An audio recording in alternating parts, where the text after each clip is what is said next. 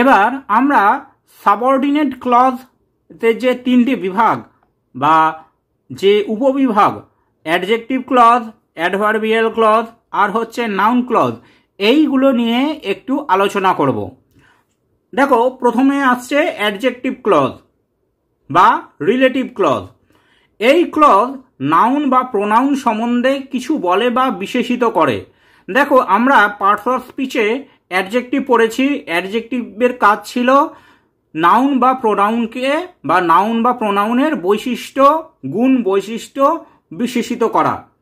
তো অ্যাডজেক্টিভ ক্লজেরও কাজ হচ্ছে বাক্যে যে নাউন বা প্রোনাউন থাকবে সেই নাউন বা প্রোনাউন সম্বন্ধে কিছু বলা বা তাকে বিশেষিত করা।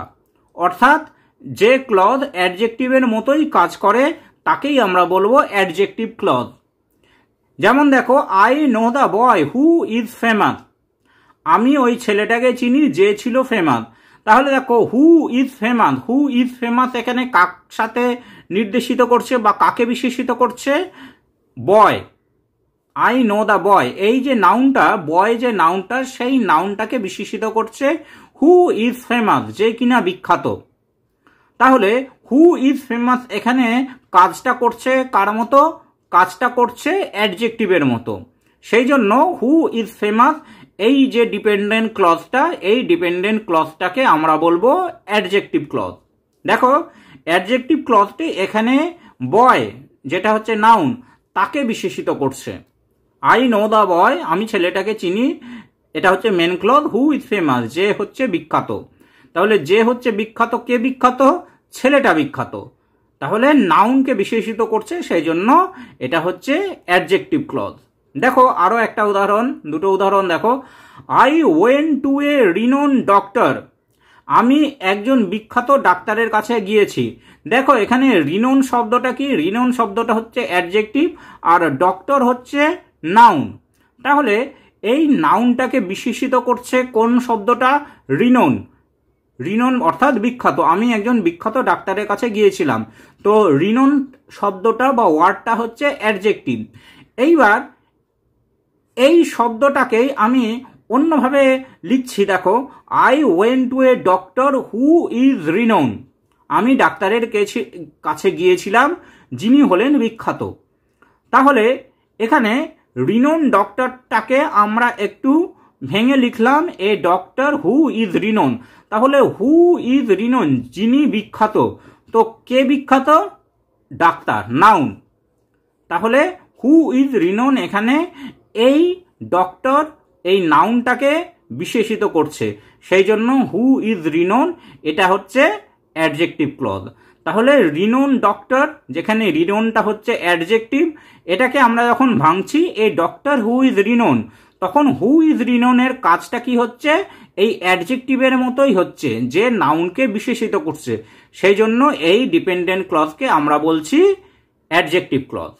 এবার দেখো, অ্যাডজেক্টিভ ক্লজ যখন যে নাউন বা প্রোনাউনকে কোয়ালিফাই করছে, সেন্টেন্সে যে নাউন বা প্রোনাউনকে কোয়ালিফাই করছে তাকে অ্যান্টিসিডেন্ট বলে। রিলেটিভ ক্লজ যে নাউন বা প্রোনাউনকে কোয়ালিফাই করে সেই নাউন বা প্রোনাউনকে অ্যান্টিসিডেন্ট বলে। অর্থাৎ অ্যাডজেক্টিভ ক্লজ যে নাউন বা প্রোনাউনকে কোয়ালিফাই করবে তাকে আমরা বলবো অ্যান্টিসিডেন্ট।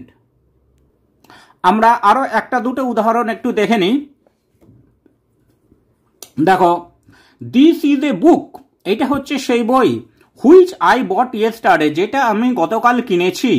তাহলে দিস ইজ এ বুক এটা হচ্ছে মেন ক্লজ, এটা হচ্ছে সেই বই। হুইচ আই বট ইয়েস্টারডে, যেটা আমি গতকাল কিনেছি, এটা হচ্ছে ডিপেন্ডেন্ট ক্লজ। এবার হুইচ আই বট ইয়েস্টারডে এটা কার সম্বন্ধে বলা হয়েছে? যেটা আমি গতকাল কিনেছি। কোনটা কিনেছি? বুক, বই। বুক হচ্ছে নাউন, অর্থাৎ এই নাউন সম্বন্ধে ডিপেন্ডেন্ট ক্লজটা বলা হচ্ছে। তাহলে এখানে এই হুইচ আই বট ইয়েস্টারডে এটা কি করছে? বুকের একটা বৈশিষ্ট্য বা বুকের সম্বন্ধে কিছু বলছে। তাহলে এই ডিপেন্ডেন্ট ক্লজের কাজটা হচ্ছে অ্যাডজেক্টিভের মতো, সেই জন্য এটা হচ্ছে অ্যাডজেক্টিভ ক্লজ। এবারে এই অ্যাডজেক্টিভ ক্লজটা কাকে নিয়ে বলছে? কোন নাউনকে বিশেষিত করছে? বুক, সেই জন্য বুক হলো অ্যান্টিসিডেন্ট।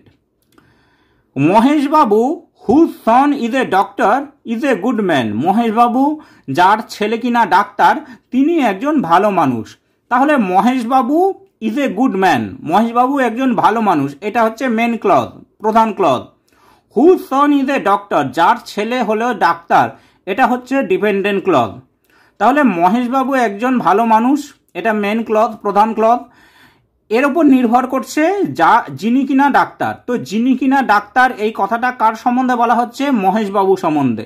তো মহেশবাবু সম্বন্ধে বলা হচ্ছে যে তার ছেলে হচ্ছে ডাক্তার, অর্থাৎ ডিপেন্ডেন্ট ক্লজের কাজটা হচ্ছে অ্যাডজেক্টিভের মতো, সেজন্য ডিপেন্ডেন্ট ক্লজটা হচ্ছে অ্যাডজেক্টিভ ক্লজ।